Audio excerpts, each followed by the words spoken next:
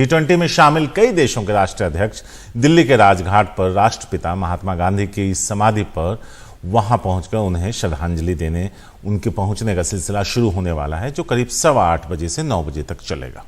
बिल्कुल, और इसीलिए राजघाट के आसपास सुरक्षा जो है वो चाक चौबंद है। कुछ हिस्सों को सील भी कर दिया गया है, क्योंकि विदेशी मेहमान हैं, उनकी सुरक्षा का जिम्मा जो है वो बहुत ही गंभीरता से यहाँ पर लिया गया है। ज़मीन से लेकर आसमान तक सुरक्षा पर नज़र रखी गई है। हमारे सीनियर एडिटर राजीव रंजन राजघाट के करीब ही मौजूद हैं, क्योंकि बहुत करीब तक वहाँ पर मीडिया के लोगों को भी जाने नहीं दिया जा रहा है। राजीव, क्या कुछ जानकारी इस वक्त मिल रही है, क्योंकि अब तस्वीरें आने लगी हैं? इस वक्त राष्ट्रपति जो बाइडेन जो है अमेरिकी राष्ट्रपति, वो नहीं है, अमेरिकी राष्ट्रपति जो बाइडेन नहीं है। तो विदेशी मेहमानों के पहुंचने का सिलसिला राजीव यहाँ पर शुरू हो चुका है। हम देख रहे हैं तस्वीरें यहाँ पर। बिल्कुल आप सही कह रहे हैं, हमारे ठीक पीछे राजघाट है। हालांकि वहां तक नहीं पहुंच पा रहे हैं, लेकिन टेलीविजन के जरिए वहां की तस्वीरें जरूर आएगी। एजेंसी को अलाउ किया गया है, दूरदर्शन को अलाउ किया गया। और सबसे बड़ी बात, इस खास मौके के लिए राजघाट को बहुत ही खूबसूरती से सजाया गया है। पूरा इलाका जो है सुरक्षा की दृष्टि से भी चाक चौबंद किया गया है कि परिंदा भी पर नहीं मार सके। वजह यह है कि दुनिया के जितने बड़े देश के राष्ट्राध्यक्ष हैं वो तमाम यहाँ पर पहुँचे हुए हैं, और एक एक करके सब लोग यहाँ पर आएंगे, महात्मा गांधी को श्रद्धांजलि देंगे। और महात्मा गांधी का कद कुछ इस तरह से बड़ा है कि दुनिया का जो भी डिग्निटी जो है भारत आता है, सबसे पहले वो चाहता है कि कम से कम महात्मा गांधी की समाधि स्थल पर जरूर जाए। महात्मा गांधी वो शख्सियत है, आपको बता दें कि 20वीं सदी का जो महानतम व्यक्तित्व की बात होती है वो महात्मा गांधी थे, जिन्होंने सत्य और अहिंसा की लड़ाई लड़ी और देश को आज़ादी दिलाई। न केवल हिंदुस्तान में उनकी लोकप्रियता है, बल्कि दुनिया के बाहर भी जो कह सकते हैं तमाम देश हैं। साउथ अफ्रीका की बात करें, उस समय याद कीजिए कि 1915 से पहले जो है विक्टोरिया की सरकार के खिलाफ उन्हें लड़ाई लड़ी। और लड़ाई कैसे लड़ी? कोई हिंसा का सहारा नहीं लिया, कोई गलत बात नहीं कही, सत्य और अहिंसा की बात की। और उसके बाद जब 20 साल विक्टोरिया सरकार, जो उस समय दक्षिण अफ्रीका की अंग्रेजी हुकूमत की सरकार थी, उसके खिलाफ लड़ाई लड़ी, सत्य का प्रयोग किया, तो उनके राजनीतिक गुरु जो समय थे गोपाल कृष्ण गोखले, उन्होंने कहा कि अब वक्त आ गया है, हिंदुस्तान आइए। उसके बाद महात्मा गांधी हिंदुस्तान आते हैं, और हिंदुस्तान आने पर गोपाल कृष्ण गोखले कहते हैं कि पहले आप जाइए, हिंदुस्तान को जानिए और समझिए। तो 1915 से लेकर 1917 तक, यानी 2 साल महात्मा गांधी जो है पूरे हिंदुस्तान का भ्रमण करते हैं, हिंदुस्तान की एक एक बातों को जानते हैं, जीवन को, दर्शन को जानते हैं। और उसके बाद 1917 के आसपास 3 छोटे छोटे आंदोलन में हिस्सा लेते हैं। उनके नेतृत्व में अगुवाई होती है। एक चंपारण है, खेरा है, और अहमदाबाद में मिल मजदूरों के समर्थन में। और उस आंदोलन के बाद उसकी जो उनकी गांधी जी की लोकप्रियता जो है पूरे जन जन में फैलती है, लोग उनकी बात को सुनने लगते हैं। और सबसे बड़ी बात आपको गांधी जी के बारे में ये भी बताया जाता है कि एक मास लीडर थे, मतलब जो कहते थे आम लोगों को उन्होंने राजनीति से जोड़ा, महिलाओं को जोड़ा, और देशवासियों का एहसास दिलाया कि सत्य और अहिंसा पर अगर आप चलें तो देश को आज़ादी दिला सकते हैं। कोई उन्होंने हिंसा का सहारा नहीं लिया, और उनकी बात हर कोई मानता था।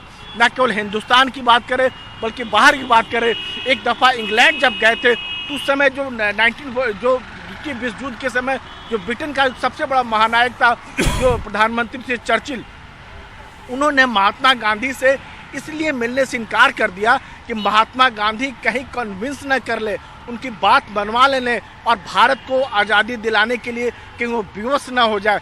तो महात्मा गांधी किसी से घबराते नहीं थे। सबसे बड़ी बात, सत्य की सहारा लेते थे।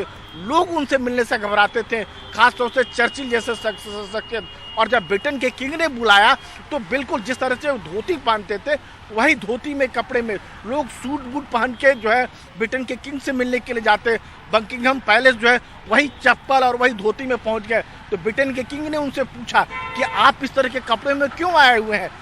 तो उन्होंने हाफ धोती जिसको कहा जाता था, उन्होंने कहा कि आधे कब हमारे जो कपड़े हैं आपके लोगों ने हमसे छीन लिया है। और यही वजह है कि महात्मा गांधी जो आचरण जो करते थे, सबसे बड़ी की जो बात जो कहते थे उसके जीवन में लागू करते थे। यही वजह है कि महात्मा गांधी उस समय से लेकर आज तक, महात्मा गांधी नहीं रहे, हमारे बीच में नहीं है, लेकिन आज भी प्रासंगिक है महात्मा गांधी के विचार, उनके दर्शन।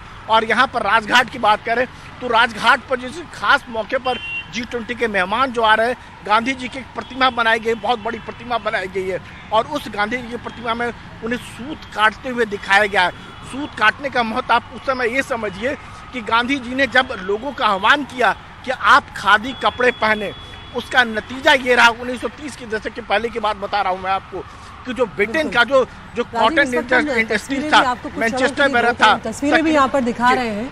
प्रधानमंत्री नरेंद्र मोदी जो है वो राजघाट पर पहले से ही मौजूद हैं और तमाम जो विदेशी मेहमान आ रहे हैं उनका वो एक तरह से अभिवादन कर रहे हैं, उनका स्वागत कर रहे हैं। एक छोटी सी शॉल उनके कंधे पर वो डाल रहे हैं। चाहे हम बात करें यहाँ पर अभी IMF चीफ जो है क्रिस्टालिना जॉर्जिना, वो अभी यहाँ पर पहुंची हैं। उसके अलावा जो जर्मनी के चांसलर हैं उनकी भी तस्वीरें सामने आई हैं। तो एक एक करके यहाँ पर वर्ल्ड बैंक के जो प्रेसिडेंट है अजय बंगा, वो पहुंचे, उनका भी प्रधानमंत्री ने अभिवादन किया है। तो एक एक करके यहाँ पर तमाम विदेशी मेहमान जो है उनके पहुंचने का सिलसिला जारी है। और ये बात राजीव, तस्वीरें जो है सुबह से जो आई थी उसमें प्रधानमंत्री का काफिला वहां पर कब पहुंचा राजीव, ये इसकी कोई तस्वीरें नहीं आई, यानी कि सुरक्षा के लिहाज से भी इस बात को काफी देखा गया है कि किस वक्त किस तरह की तस्वीरें जो है वो रिलीज की जा रही हैं। बिल्कुल आप सही कह रहे हैं, सुरक्षा के इंतजाम जो है बहुत ही जबरदस्त है।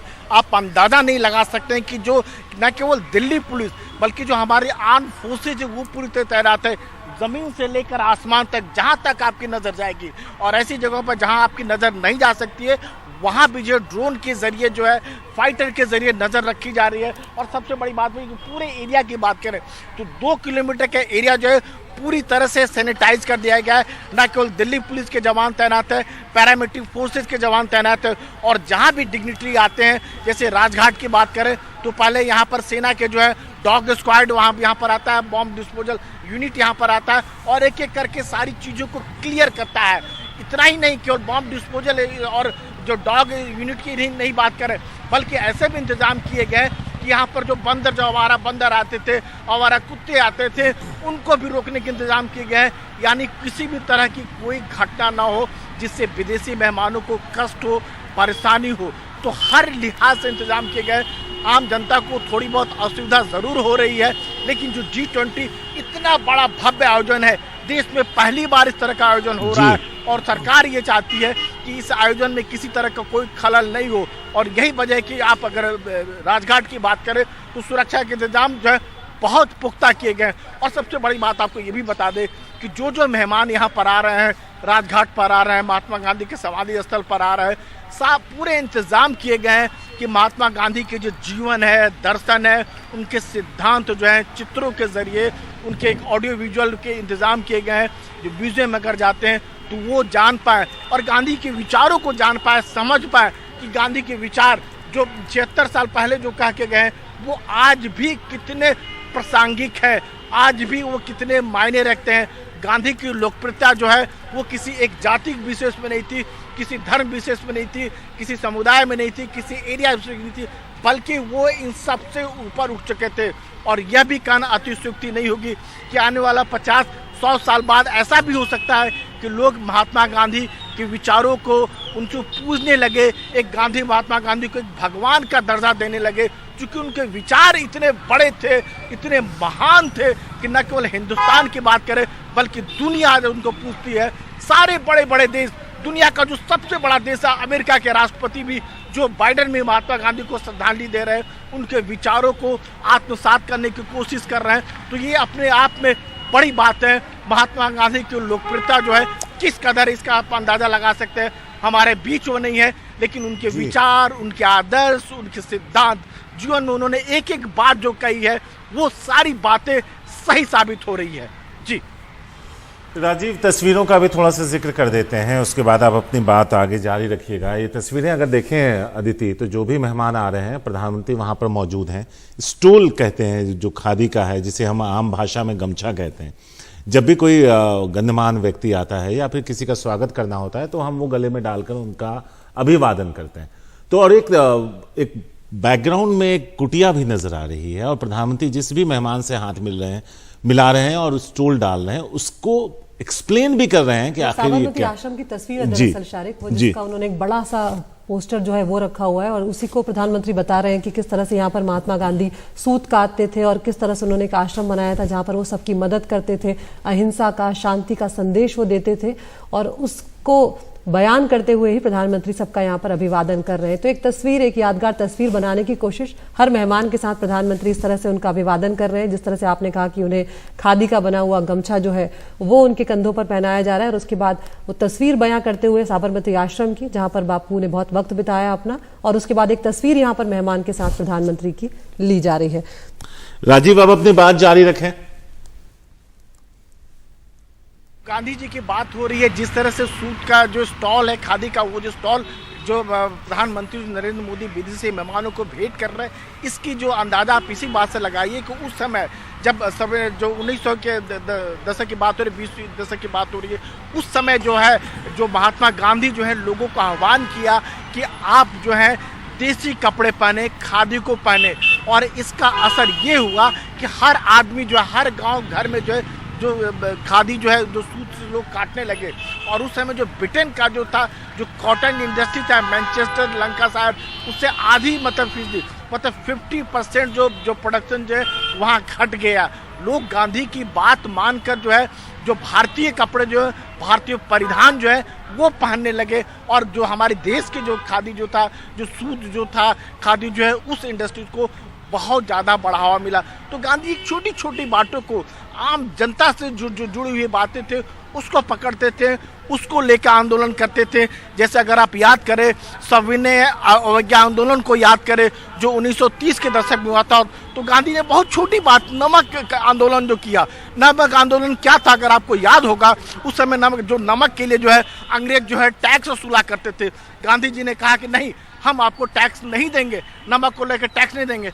नमक एक ऐसी छोटी चीज़ थी जो घर घर इस्तेमाल होता था। उस समय जो लॉर्ड इरविन थे, जो अंग्रेज के जो हुकूमत के प्रतीक थे हिंदुस्तान में, उन्होंने कहा कि गांधी तो बहुत छोटा आदमी है, छोटा सा मुद्दे लेके कर रहा है, इसका क्या असर होगा। लेकिन उस नमक आंदोलन का असर देखिए, हर घर में ये बात फैली कि नमक के खिलाफ गांधी जी आंदोलन कर रहे हैं। नमक का इस्तेमाल हर आम जनता करती थी, और यही वजह है कि हर लोगों को लगा कि नहीं, अंग्रेज के खिलाफ कीजिए, अंग्रेज की लड़ाई लड़िए। और जो नमक आंदोलन के खिलाफ आम जनता उससे जुड़ती चली गई, तो तकरीबन पूरे देश में एक एक करके हर जगह आंदोलन हुआ। कोई विदेशी कपड़ों के खिलाफ आंदोलन कर रहा है, तो एक एक लोग निकल के आए। और सबसे बड़ी बात कि गांधी में एक ऐसा करसबाई व्यक्तित्व था। उस समय आप अंदाजा लगाइए, कोई सोशल मीडिया का कोई जमाना नहीं था, कोई यूट्यूब नहीं था, कोई चैनल नहीं था, कोई इस तरह की बातें नहीं थी। लेकिन उसके बावजूद गांधी के आह्वान पर, महात्मा गांधी के कहने पर हर एक घर से लोग निकले, छोटे बड़े, महिलाएं, राजीव, हम देख रहे हैं कि प्रधानमंत्री जो है यहाँ पर बांग्लादेश के प्रधानमंत्री शेख हसीना का अभिवादन उन्होंने किया है। और बांग्लादेश की प्रधानमंत्री का तो शारिक कम से कम ये पहला दौरा नहीं है, कई दफा वो पहले भारत आ चुकी हैं, और राजघाट भी उनके लिए ये पहला दौरा नहीं होगा, ऐसा मैं मानती हूँ। पहले उन्होंने आकर बापू को श्रद्धांजलि दी ही होगी। और पिछले सालों में सत्ता के दौरान उन्होंने जो बांग्लादेश का कायाकल्प किया है वो गजब का रहा है। बिल्कुल, लोगों की जिंदगी में खुशहाली आई है, बड़ी तेजी से बांग्लादेश विश्व के पटल पर उभरा भी। तो राजघाट से सीधी तस्वीरें आप देख रहे हैं जहां पर प्रधानमंत्री नरेंद्र मोदी पहले से ही मौजूद हैं, और उसके बाद थोड़ा सरप्राइज पैकेज था आदित्य। बिल्कुल, जब हम लोगों ने देखा तो ये जानकारी सुबह तक नहीं थी कि वो पहले से ही राजघाट पहुंचे हुए हैं, और मेहमानों के स्वागत के लिए, उनके अभिवादन के लिए इस तरह से तैयारियां वहां पर की गई हैं। एक यादगार शारिक उनकी जो यात्रा है उसे बनाने की एक कोशिश भी है ये भारत की तरफ से। राजीव, यहाँ पर अभी मेहमानों के आने का सिलसिला जो है वो लगातार चल रहा है, और हम यही बात कर रहे हैं यहाँ पर कि कोशिश यही है, क्योंकि हम मेज़बानी कर रहे हैं, तो अब तक का जो G20 जितने भी हुए हैं अलग अलग देशों में, अलग अलग राष्ट्रों में, उससे भारत एक अलग छवि बनाने की कोशिश करते हुए, और सिर्फ इन तस्वीरों के साथ या इन यादों के साथ ही नहीं, अगर एजेंडे की बात करें तो उस पर भी कल कई उपलब्धियां जो है वो भारत ने हासिल की है। माना ये जा रहा है कि G20 दुनिया भर में जहां कहीं भी हुआ है, जो भारत में जो हुआ है, नई दिल्ली में G20 हुआ है, वो अपने आप में सबसे बड़ा है।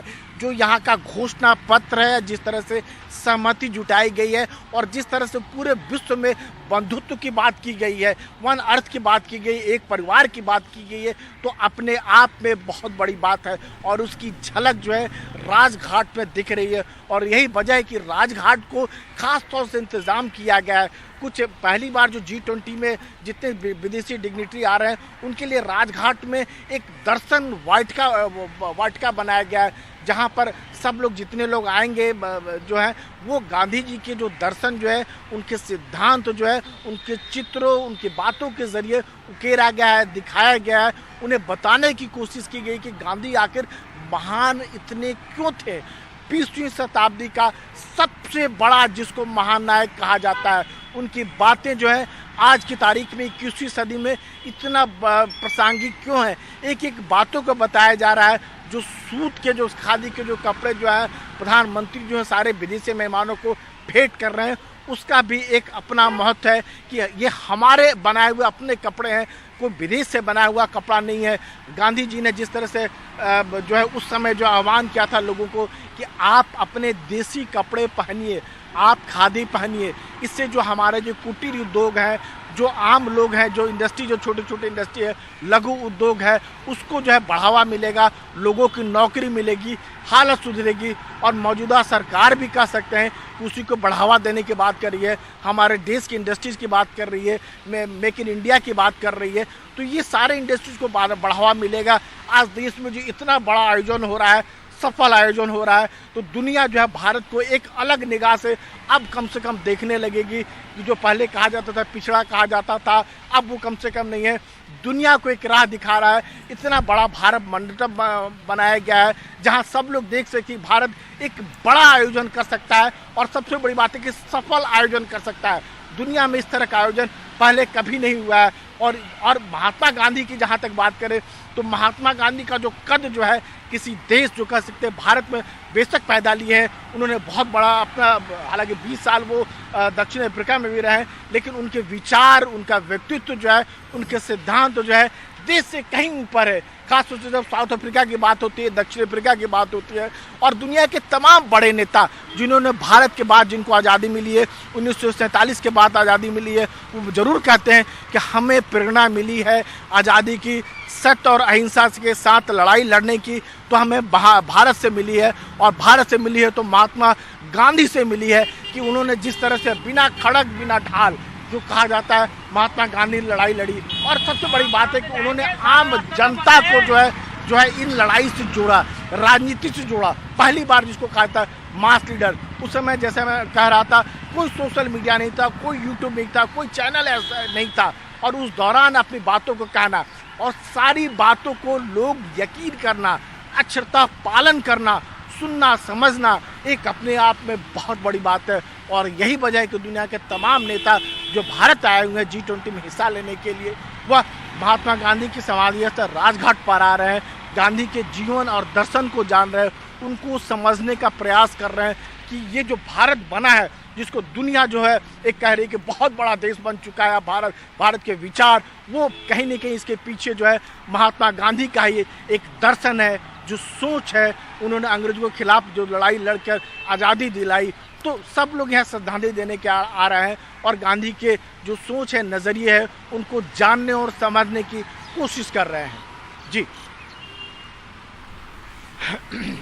बिल्कुल राजीव, तस्वीरें भी इस वक्त बनी हुई है। एक के बाद एक विदेशी मेहमानों के आने का सिलसिला जो है राजघाट पर वो जारी है, और उसके बाद वो यहाँ पर प्रधानमंत्री नरेंद्र मोदी उनके अभिवादन के लिए खड़े हुए हैं, वो आते हैं। उसके बाद एक तमाम मेहमान पहुँच रहे हैं। प्रधानमंत्री शुरुआत में ही राजघाट पर उन्हें मिलते हैं।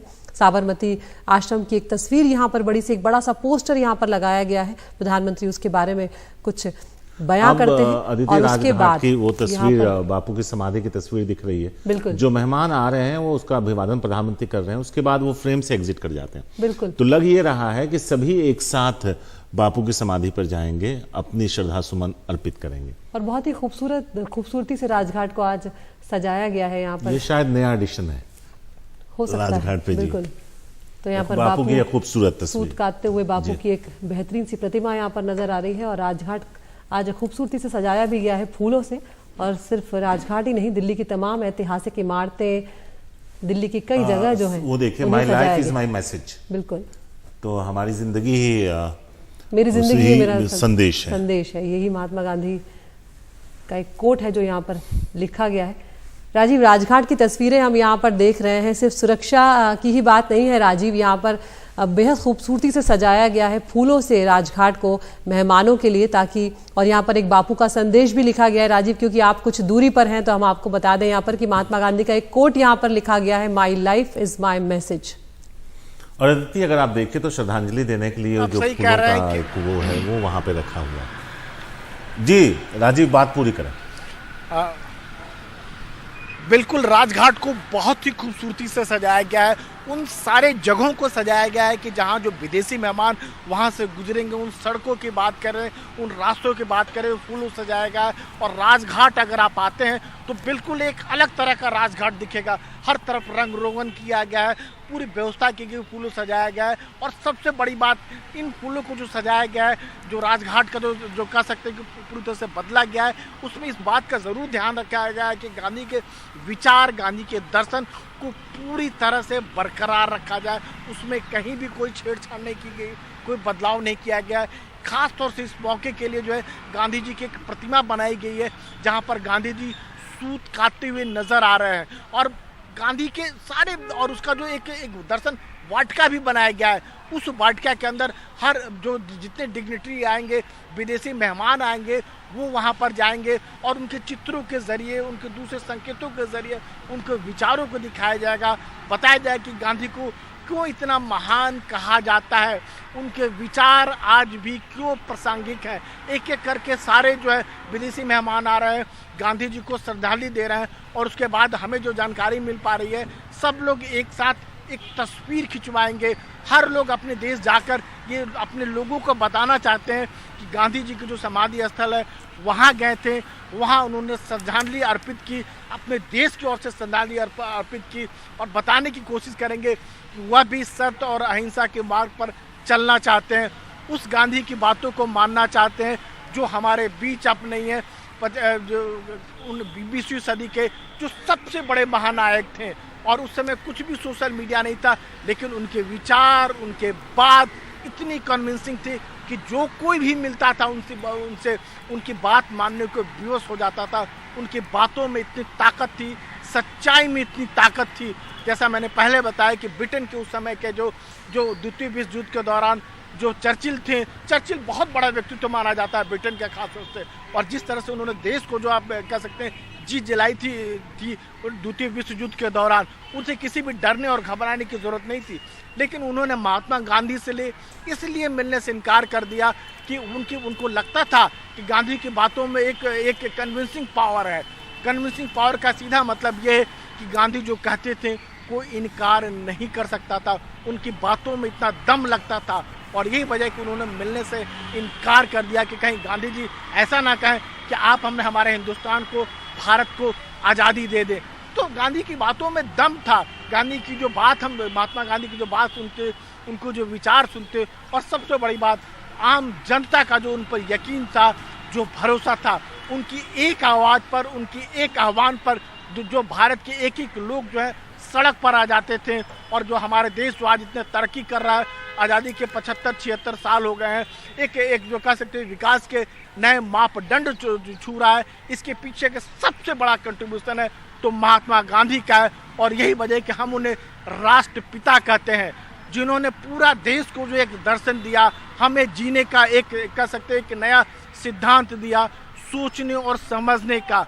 जो गांधी ने जो बात की, सत्य अहिंसा की बात, दुनिया में और भी कई लोग महान नेता कर चुके, लेकिन गांधी को जिस तरह से जो पूजा जाता है, उनकी बातों को माना जाता है, दुनिया में और भी कोई दूसरा शख्सियत नहीं है। और तमाम नेता एक एक करके आ रहे हैं, उन बातों को समझने की कोशिश कर रहे हैं, जानने को प्रयास कर रहे हैं कि महात्मा गांधी में ऐसा क्या था कि उनकी बातों को आज भी लोग मानते हैं, उनके अंदर क्या कन्विंसिंग पावर थी।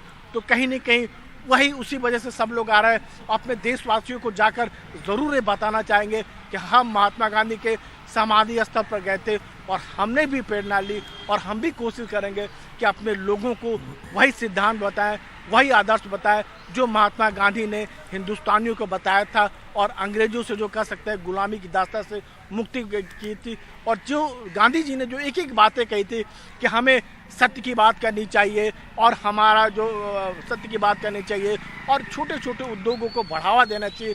सरकार भी कम बेश आज उसी बातों को कर रही है। हम देश को आगे ले जाना चाहिए, जन जन की बात करनी चाहिए, हमें धर्म से, जाति से, समुदाय से, इन सब से उठ के बात करनी चाहिए, महिलाओं को आगे बढ़ाना चाहिए। तो ये सारी बातें आज की तारीख में भी बहुत ज़्यादा प्रासंगिक है, उसकी कहीं ज़्यादा मायने है।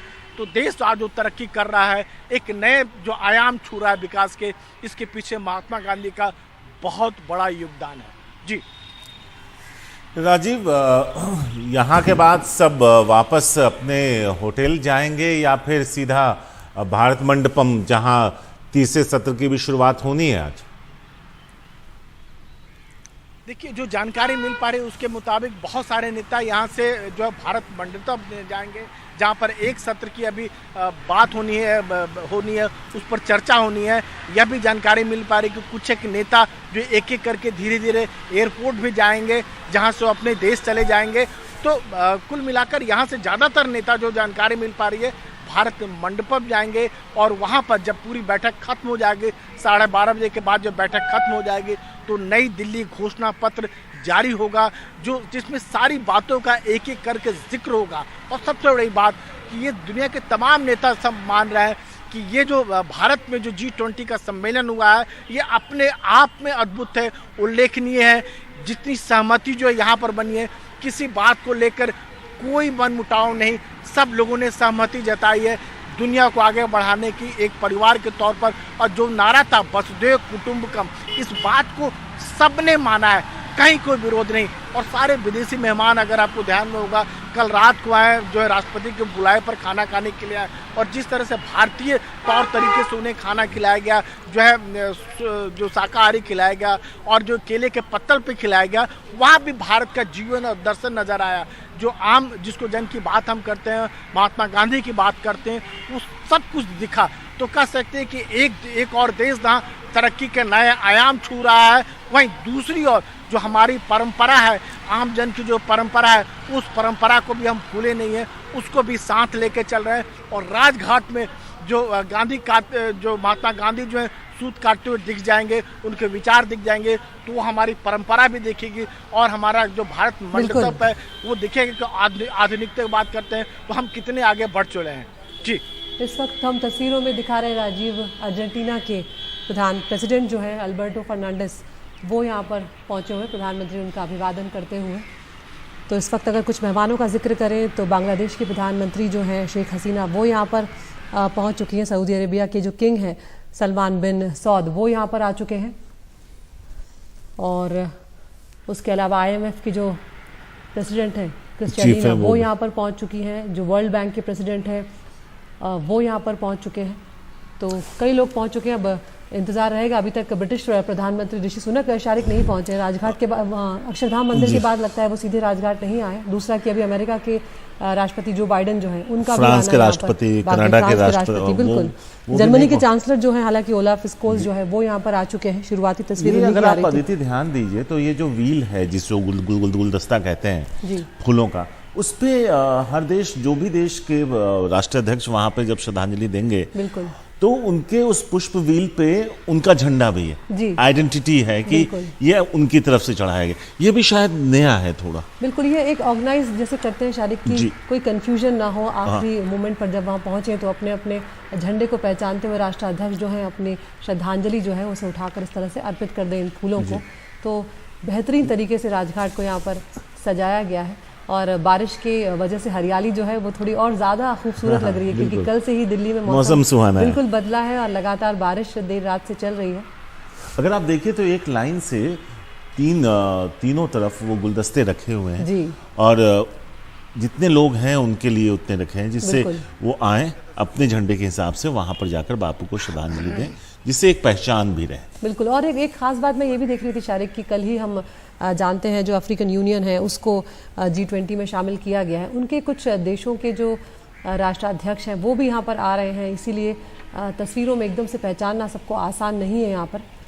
लेकिन एक के बाद एक यहाँ पर मेहमानों के पहुँचने का सिलसिला जारी है। और जिस तरह से शारिक आप कह रहे थे, माना यही जा रहा है कि शायद एक साथ सभी लोग जब पहुँच जाएंगे राजघाट, उसके बाद श्रद्धांजलि देते हुए फिर राजघाट से सिलसिला जो है वो आगे बढ़ेगा। तो 8:30 बज चुका है सुबह का, 15-20 मिनट से मेहमानों के आने का सिलसिला शुरू हो चुका है। प्रधानमंत्री मेहमानों के आने से पहले ही राजघाट पहुंच गए और उसके बाद सबका एक एक करके वो अभिवादन कर रहे हैं। खादी की एक शॉल, एक गमछा जैसा है जिसे वो सबको पहना रहे हैं अभिवादन करते हुए। और उसके बाद राजघाट का महत्व बता रहे हैं, बापू का महत्व बता रहे हैं, एक तस्वीर वहां पर ले रहे हैं याद के तौर पर। और उसके बाद मेहमान आगे बढ़ रहे हैं। तो जब फ्रेम से एग्जिट करते हैं तो सबके बैठने का इंतजाम किया गया है कि जब सब साथ एक साथ वहां मौजूद हो फिर ये बापू को श्रद्धांजलि देने का जो कार्यक्रम है वो शुरू किया जाए।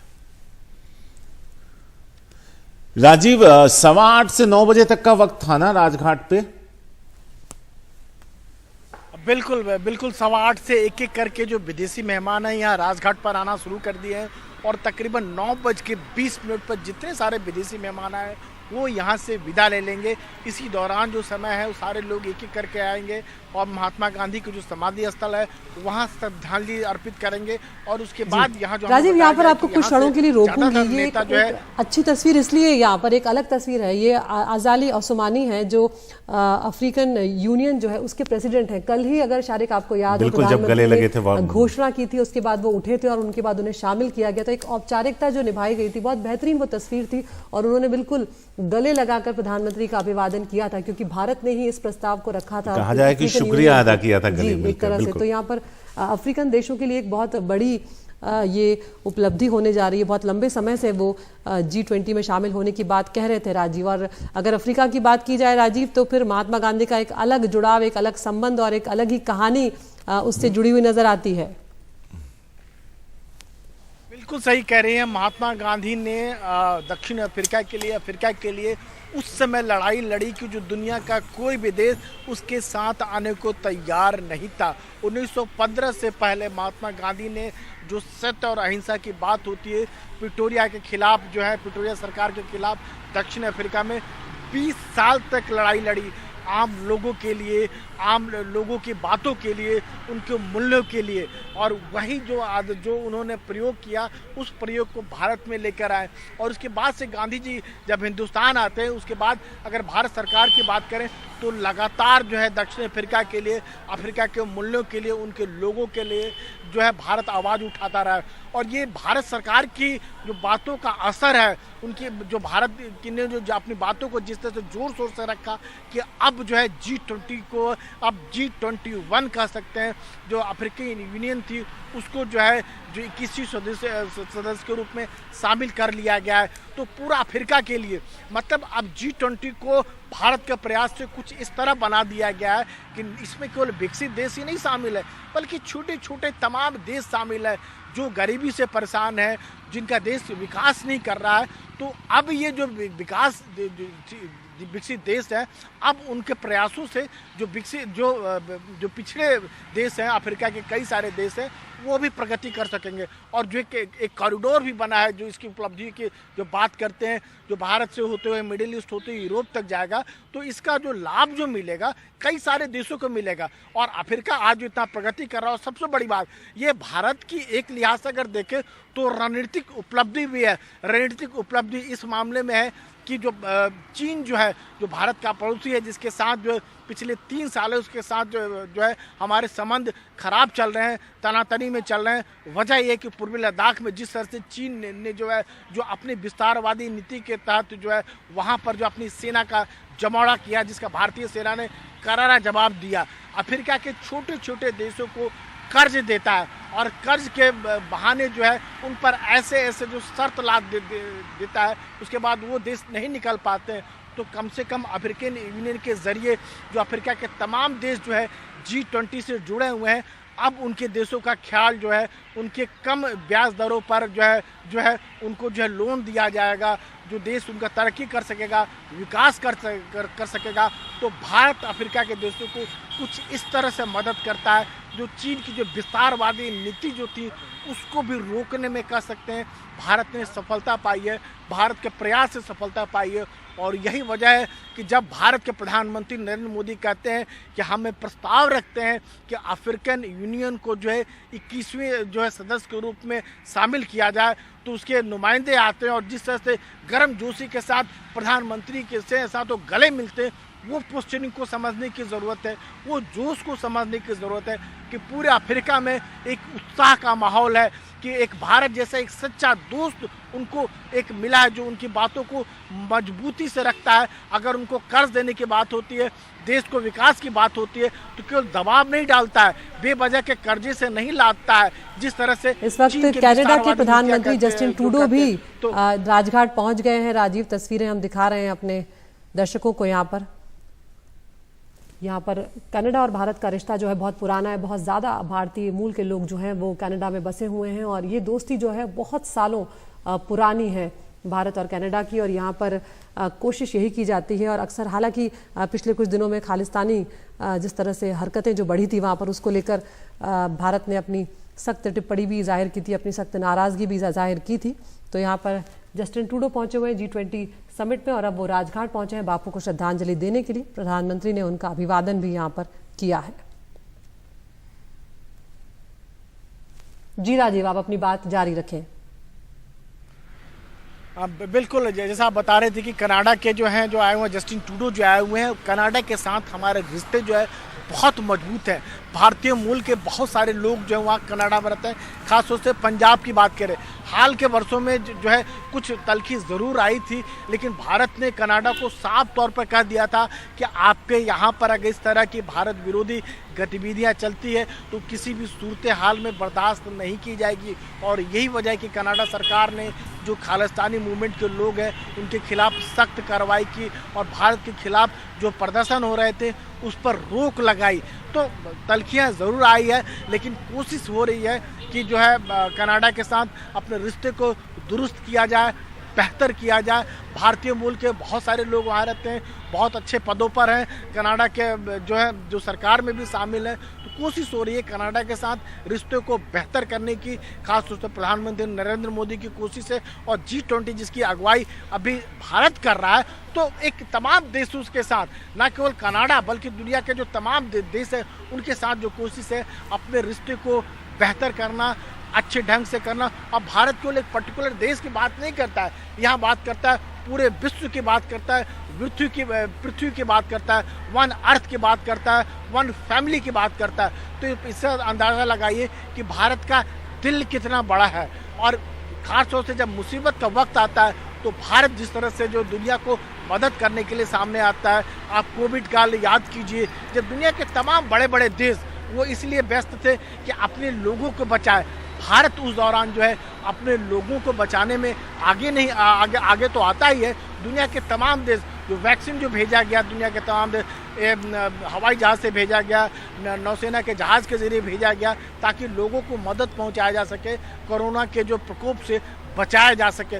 तो भारत की नीतियां जो है आप कह सकते हैं कि दुनिया के लिए है और दुनिया को भारत एहसास दिलाने में सफल रहा है कि अगर भारत तरक्की करता है, भारत की सोच अगर आगे बढ़ती है तो ये दुनिया के लिए फ़ायदेमंद है। और दुनिया के जो कई बड़े देश हैं, चाहे कनाडा की बात करें, चाहे अमेरिका की बात करें, चाहे फ्रांस की बात करें, ये सारे देश जो है भारत के साथ इसलिए भी खड़े हैं कि वो चीन को कम से कम रोक सके, चीन की विस्तारवादी नीतियों को रोक सके, जो चीन जिस तरह से आक्रामक रवैया अपनाया हुआ उसको रोक सके। और भारत, सब कोई भारत के साथ खड़ा है और भारत भी इसी सोच के साथ आगे बढ़ता हुआ दिख रहा है। जी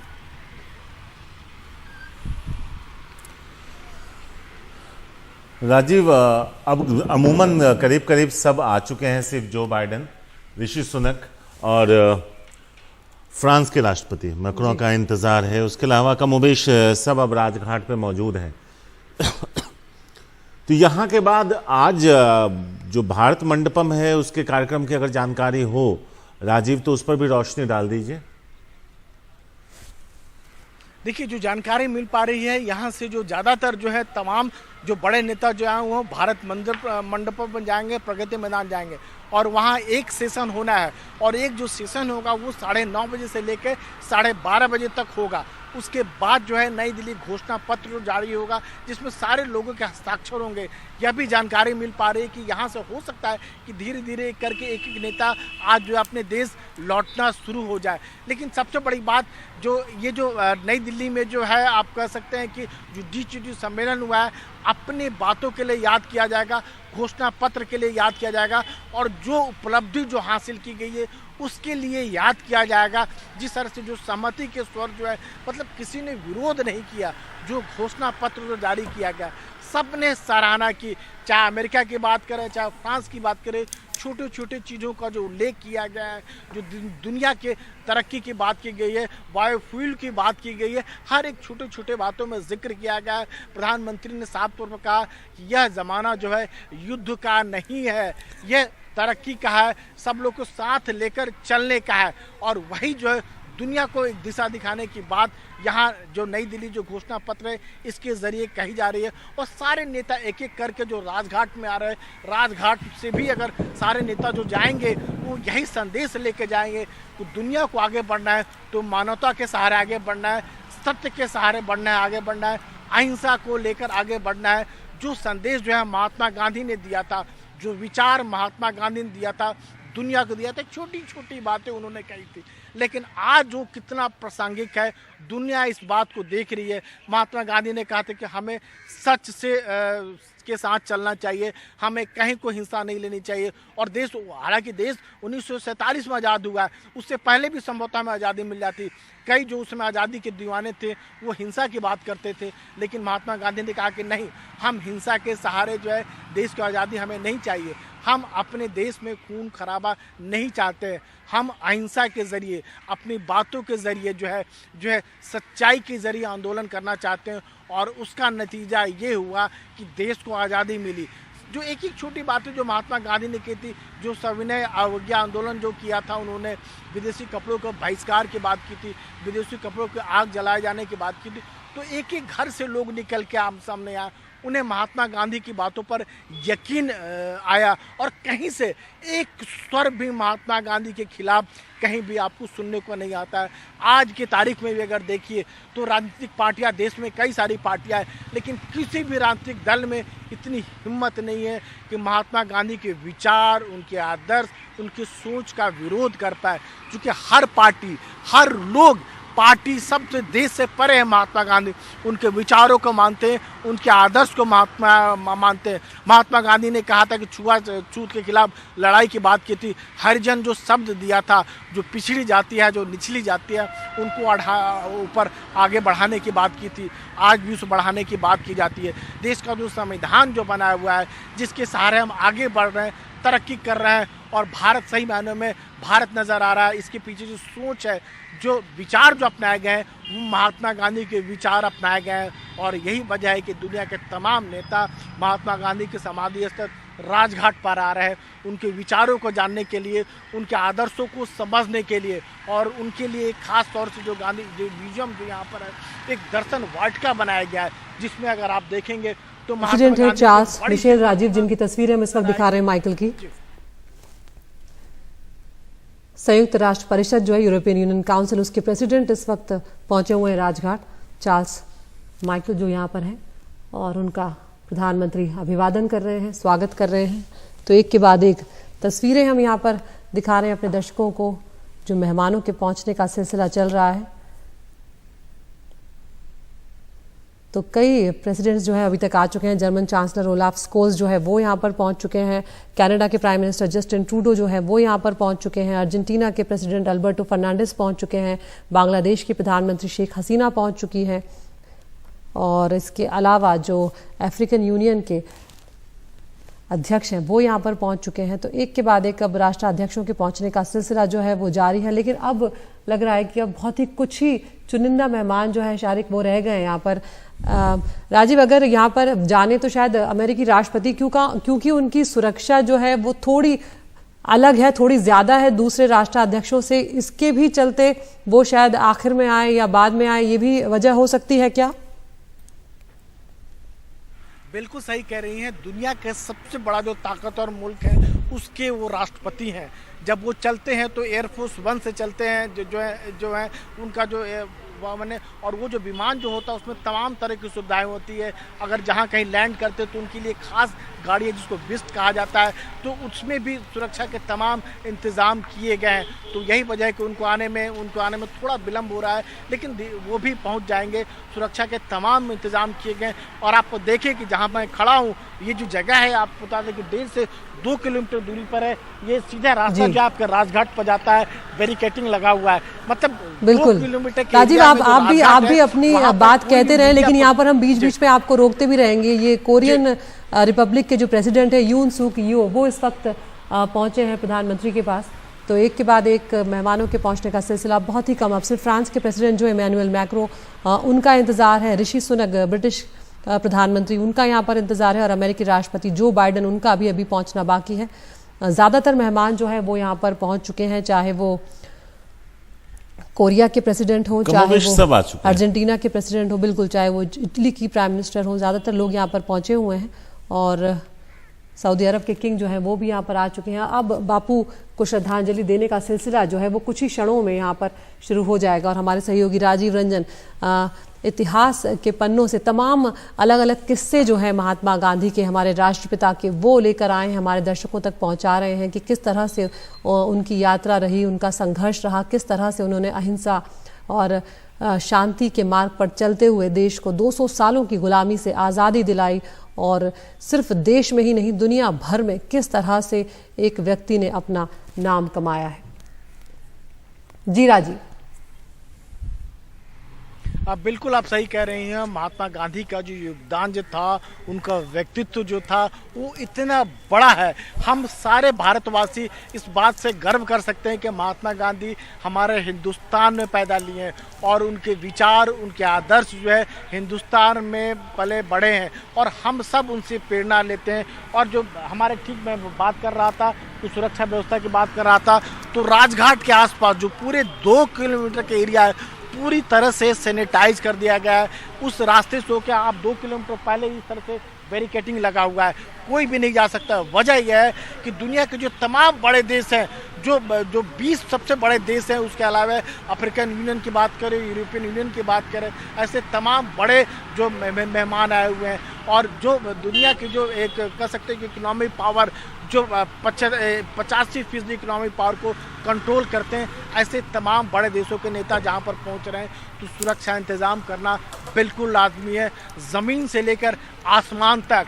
और आसमान में भी उस जगह जहां तक आपकी नज़र नहीं जाती है, न केवल आवाज़ के ज़रिए बल्कि जो है नेत्रा के ज़रिए एक देसी, एक ऐसा एयरक्राफ्ट बनाया गया, सिस्टम बनाया गया है जिसके ज़रिए आसमान से नज़र रखी जा रही है, ड्रोन से नज़र रखी जा रही है और पूरे एरिया को सैनिटाइज किया गया है। जो डॉग यूनिट है, जो ईडी, जो जिसको डॉग कहा जाता है, उसके ज़रिए सैनिटाइज किया गया है। जो एक्सप्लोसिव जो कहीं भी अगर पकड़ आता है उसको पहले सूंघ के पता लगा देता है। उसके ऐसे लोग भी यहाँ तैनात किए, निष्क्रिय किया गया है। तो पूरा एरिया को पहले क्लियर किया गया है, उसके बाद ही यहाँ पर विदेशी मेहमान को कहा गया है कि आप आइए।